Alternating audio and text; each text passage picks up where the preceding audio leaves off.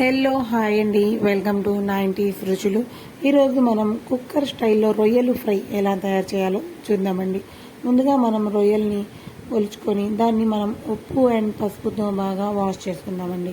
తర్వాత మనం కుక్కర్ పెట్టుకొని దాంట్లో ఈ రొయ్యలు వేసుకొని దాంట్లో అల్లం వెల్లుల్లి మసాలా, ఉప్పు, కారం, పసుపు, నల్ల మిరియాల పౌడర్, గరం మసాలా పౌడర్, కొంచెం వాటర్ వేసుకొని మనం ఒక 5-6 విజిల్స్ వచ్చేంత వరకు పెట్టుకుందామండి.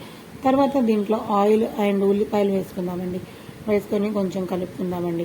తర్వాత ఆయిల్ అనేది బయటకు వస్తుందండి. దీన్ని మనం సిమ్ మీద ఒక 15 మినిట్స్ దాకా పెట్టుకుంటే రొయ్యలు అనేవి బాగా ఫ్రై అవుతాయండి. చివరిలో మనం దీంట్లో కొబ్బరి పౌడర్ అనేది వేసుకుందామండి. వేసుకొని దీంట్లో మనం కొత్తిమీర వేసుకుంటే చాలా టేస్టీ అయిన మన రొయ్యల ఫ్రై కుక్కర్ స్టైల్లో అనేది రెడీ అయిపోయిందండి. దీన్ని మనం రైస్లో తింటే చాలా టేస్ట్గా ఉంటుందండి. మీరు కూడా తప్పకుండా ట్రై చేయండి. నచ్చితే లైక్ చేయండి, సబ్స్క్రైబ్ చేసుకోండి.